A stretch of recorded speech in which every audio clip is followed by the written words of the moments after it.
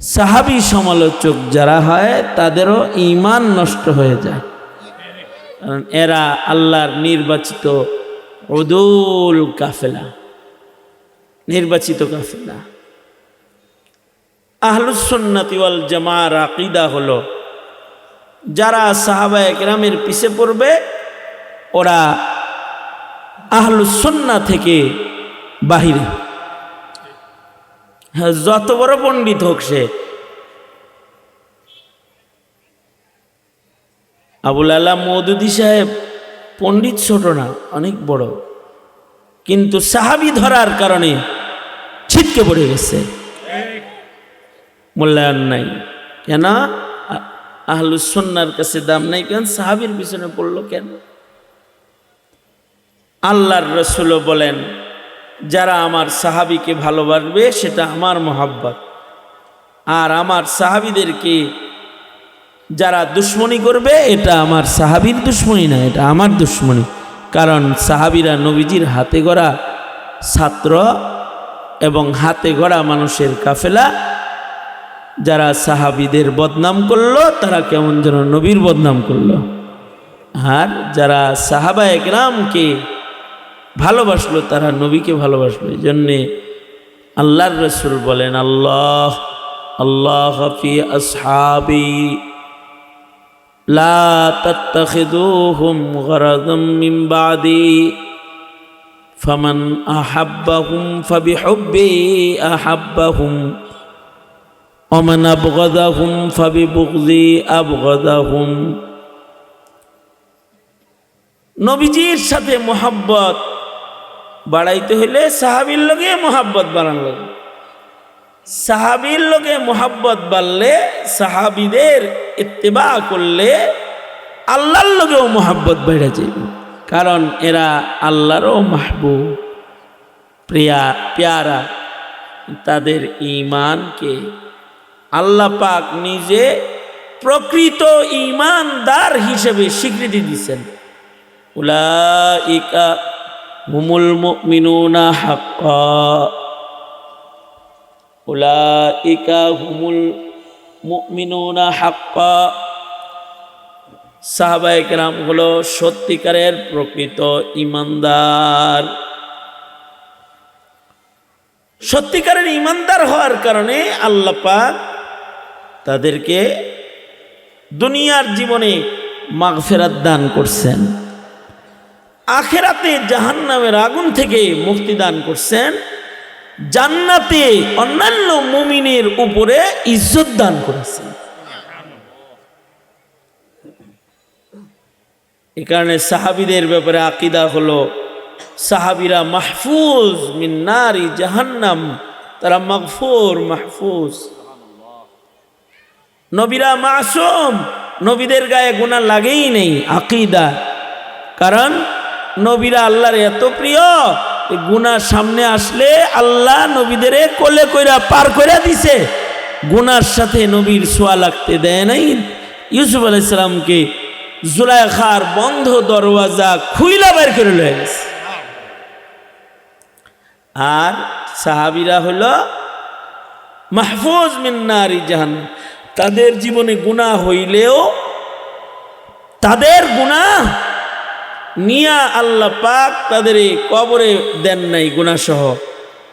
কবরে যাওয়ার আগে সকল সাহাবীকে আল্লাহ পাক মাফ করে দিছেন। শুধু মাফ করে দেন নাই, আল্লাহ যেই জামাতের সবার উপরে সন্তুষ্ট, কিয়ামত পর্যন্ত মানুষকে আল্লাহ জানায়া দিয়ে আল্লাহ বলেন যে রাজিয়াল্লাহু আনহুম ওয়া রাজু আনহু, সাহাবীরাও আল্লাহর উপরে রাজি, আল্লাহ সাহাবীদের সবার উপরে রাজি।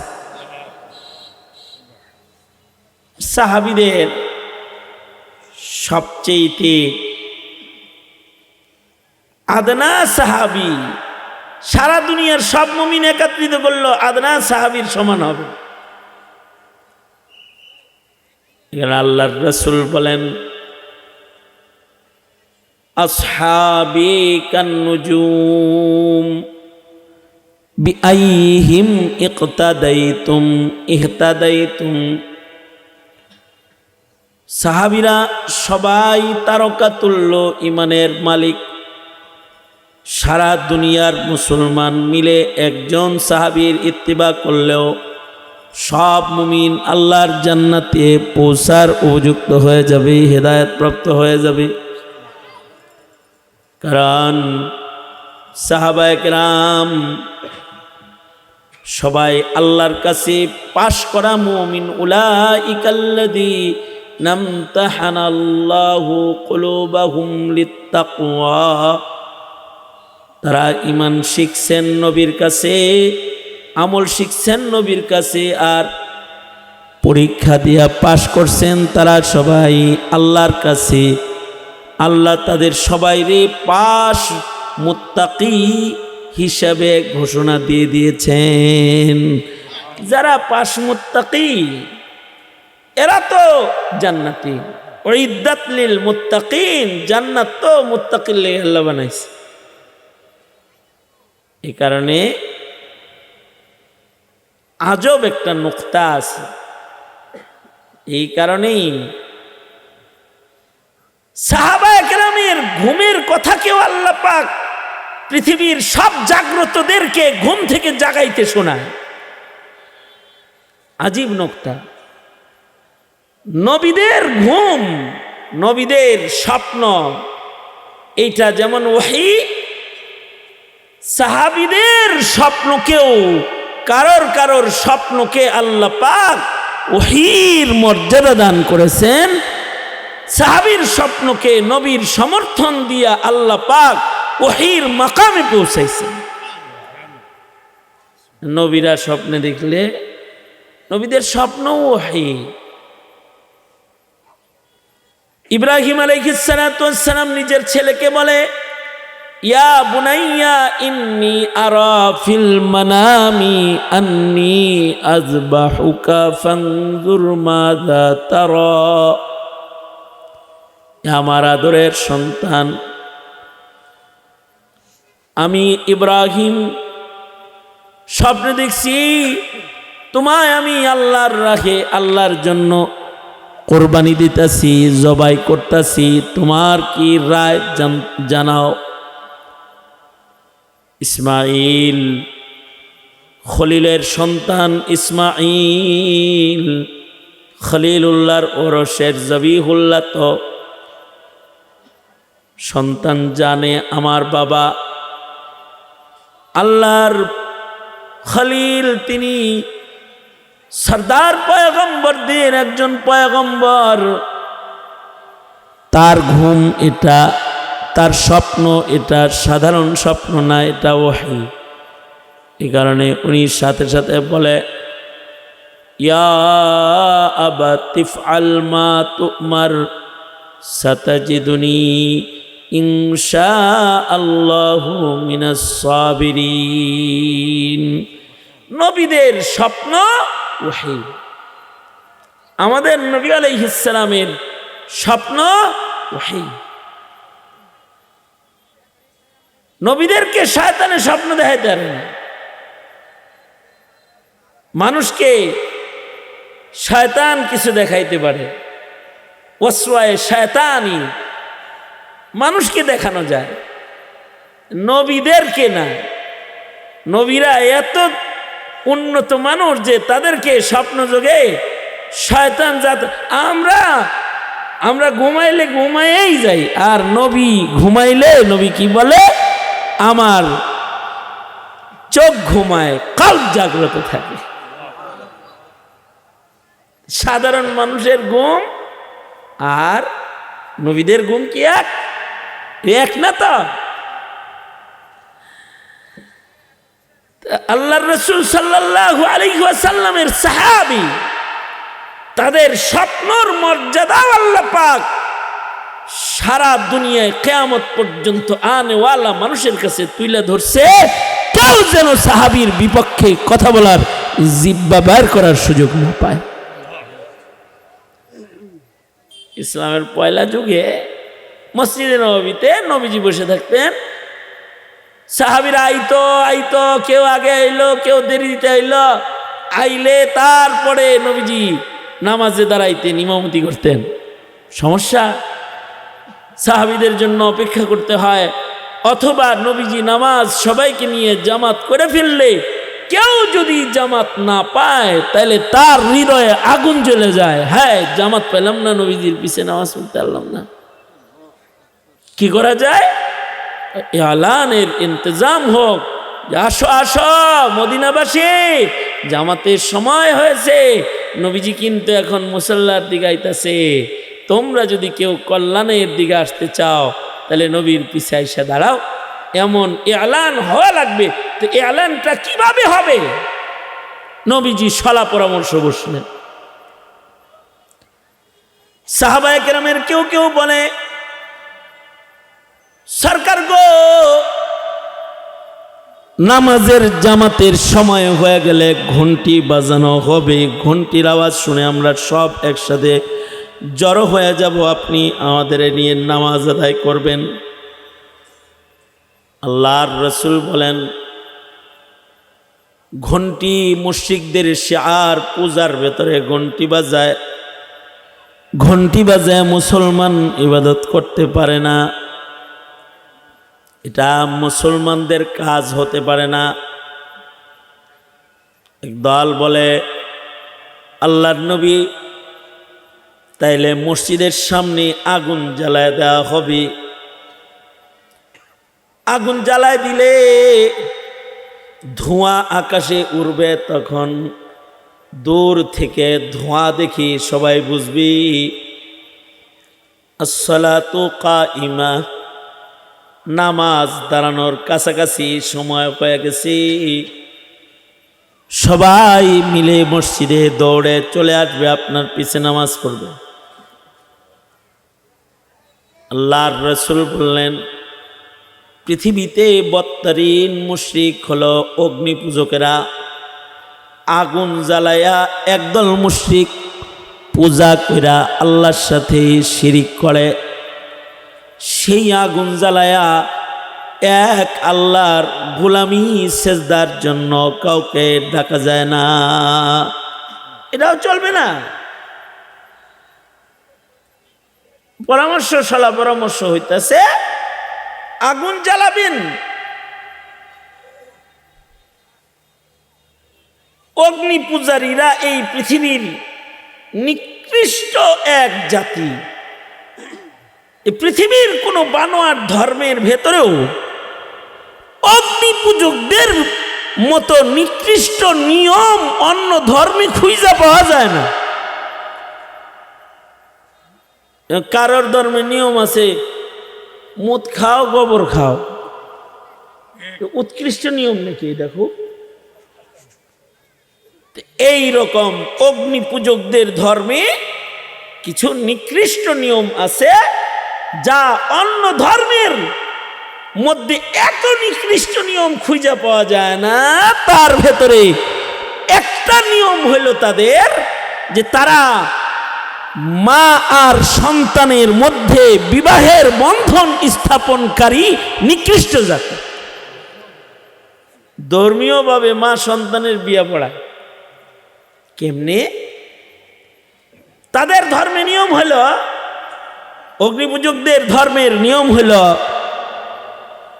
বিয়ের পরে যদি পয়লা সন্তান ছেলে হয়, বিবাহ শাদী হইল, তো বিয়ের পরে পহেলা সন্তানটা যদি ছেলে হয় তাইলে জামাই তালাক। বউ তালাক না, কি তালাক? বেবলার মতো চায়া রইছ কে? মুখটুক আছে কিছু? হ্যাঁ, হাত ভালো, হাত ভালো, হাত চলে, হাত চলে।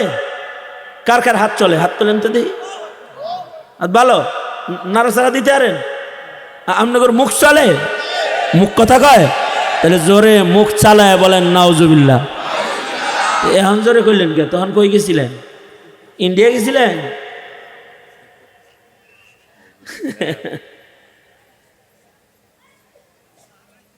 মা আর সন্তানের মাঝখানে বিয়ে দেয় এমনি।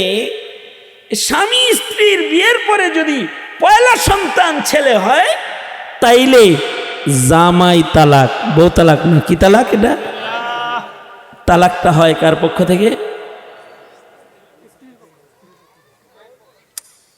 আসলে তালাক কার পক্ষ থেকে? স্বামীর পক্ষ থেকে। আর ছেলে হইলে তালাক হয় তখন ওদের ধর্মে কার পক্ষ থেকে? স্ত্রীর পক্ষ থেকে জামাই তালাক। এ কারণে নারীদের ডিভোর্স দেওয়া, যেটা পুরুষকে মন চাইলই আর একটা লেটার পাঠাইয়া দিয়ে কইল তোর ঘর করলাম না, এটা হলো ইহুদিদের নীতি না, এটা হলো অগ্নি পূজকদের নিয়ম। আছে খোলা তালাকের নিয়ম শরীয়তে ইসলামে আছে। খোলা তালাক এত খোলামেলা না। বিয়া শাদী করস বেটা, কিতাব তালাক পড়া তারপরে বিয়া করবি। এই জন্য মাদ্রাসায় মৌলবী বানানোর আগে কিতাব তালাক পড়ানো হয়, যেন তালাক দিতে যে পেঁচ না লাগায়। এমএ পাস করো, তালাক দাও শিখো না।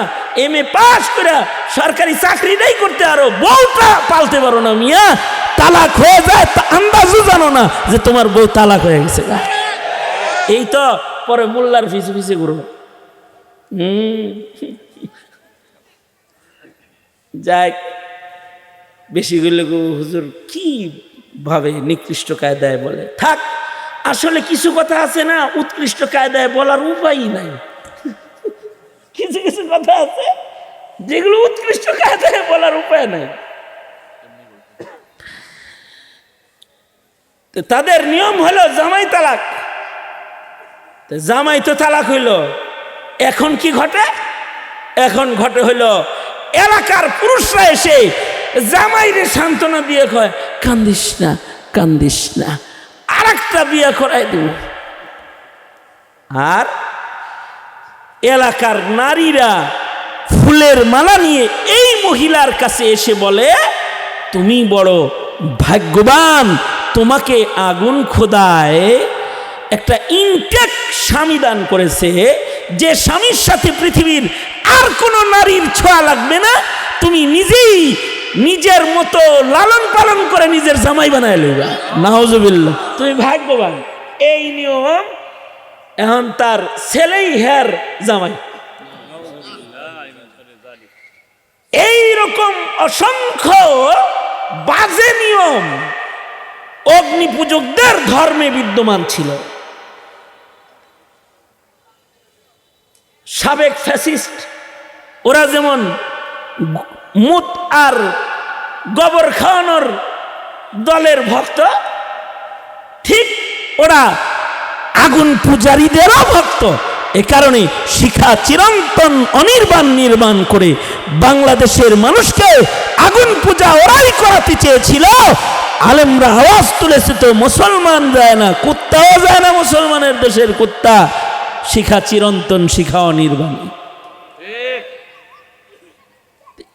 এই ভিনদেশী প্রভুদের গোলামি করে মুসলমানদেরকে পূজা ও শিরকি কার্যক্রমের দিকে অগ্রসর করার চক্রান্ত যুগে যুগে ভিনদেশীদের দালালরা এদেশে করেছে।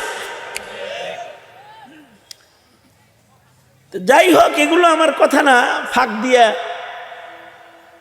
দিয়া মাজুসিদের কিছু নিকৃষ্টতা শোনাইলাম আর কি। শকর করো খোদার যে মুসলমান তুমি, আর তোমার ধর্মের নাম ইসলাম। শকর করো খোদার, বলুন আলহামদুলিল্লাহ। শকর করো, ধর্মের নাম ইসলাম।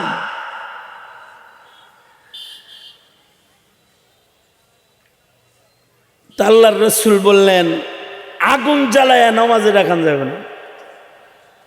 কি করো? যাও, অমীমাংসিত অবস্থায় আজকের বৈঠক মুলতবি, আবার সালা পরামর্শ হবে। সাহাবীরা চলে গেল। সাহাবীদের ভেতরে একজন সাহাবী, যিনি খেজুর বাগানের রাখাল সাহাবী, শ্রমিক সাহাবী, কৃষক সাহাবী, নাম তার আব্দুল্লাহ বিন যায়েদ বিন আব্দে রাব্বিহি। উনি অনেক বড় শিক্ষিত সাহাবী না, খেজুর বাগানে কাজ করে, শ্রমিক কৃষক সাহাবী। উনি স্বপ্নে দেখেন উনি কোন দিকে যেন যাইতেছেন, আর একটা ধপ লইয়া, ওই যে এই সোনপাপড়ি বেছে আর বাজায়, যে মালাই বেছে বাজায়, মালায় মালায় মালায়, এরকম একটা কিছু নিয়ে যাইতেছে। তো উনি তাকে দেখে, এই এটা আমার কাছে বেচো না, এটা দিয়া নবীজিরে নিয়ে দিব, নামাজে ডাকবো, আমরা খুব পেরেশানিতে আছি। এই ধবলায় স্বপ্নে আব্দুল্লাহ বিন জায়েদ বিন আব্দে রব্বিহিকে বলে কি, এইটা দিয়ে ডাকবা কেন, তোমাকে সুন্দর কিছু কালিমাত শিখাইয়া দেই আমি। শিখান শিখান। 4 বার বলবা আল্লাহু আকবার আল্লাহু আকবার, এরপরে 2 বার বলবা আশহাদু আল্লা ইলাহা ইল্লাল্লাহ, এরপরে 2 বার বলবা আশহাদু আন্না মুহাম্মাদার রাসূলুল্লাহ, এরপরে 2 বার বলবা হাইয়া আলাস সালাহ, এরপরে 2 বার বলবা হাইয়া আলাল ফালাহ, এরপরে বলবা আল্লাহু আকবার লা ইলাহা ইল্লাল্লাহ।